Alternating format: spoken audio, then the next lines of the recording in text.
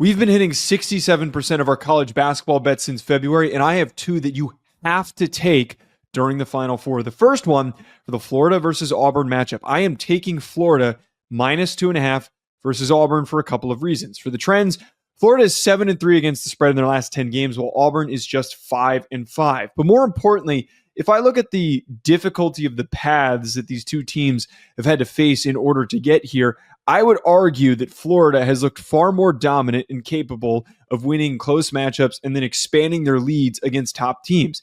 They looked extremely explosive against Florida. They blew past them. They were able to scrap their way through a close matchup against UConn, who was a lot better than they were seeded. And the way that they played against Texas Tech, I think, rounded out my belief that they can go toe-to-toe with top teams in their various conferences.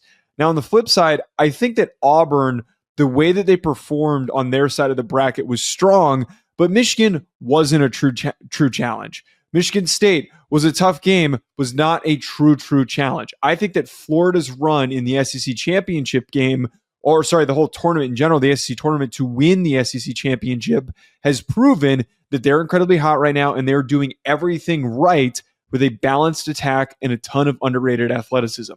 The other pick, and this is no, hot take that I'm going with. I think a lot of people are pushing this, and I think this line has moved since it opened up. But Duke -5 versus Houston. Houston's just 4-2 against the spread in their last 10 games, while Duke is 7-3. And nobody should be surprised there, knowing that Duke is smoking every single team that they are playing.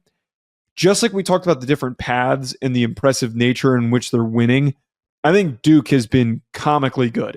Anyone who's been watching college basketball knows that when Cooper Flagg's on the court, that whole roster, Con Knipple, and that whole group is so dominant and gifted. There's going to be so many NBA players on that roster that go on to have long NBA careers.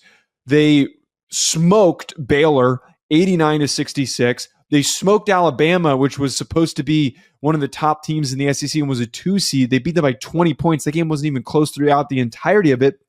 And they played a strong game against Arizona. While I think that Houston has been impressive, I do think that there have been spurts where I have questioned how legitimate they are of a contender. Close battle against Gonzaga that they had in the second round, close battle that they had with Purdue, and then Tennessee was where they dominated against the Vols. I have a lot of belief that 5-point spread is small enough for Duke to very easily cover. Just like we have thought the games were going to be close for them throughout this stretch, they have found ways to blow out every opponent except for maybe Arizona, who they only beat by 7, which is still more than the 5-point spread that we have on the table here. But still, they have found ways to blow past the teams that they've squared off with. Let me know in the comments, what bets are you taking? Do you agree with me? Do you disagree? Hit that like button and subscribe. We'll talk to you later.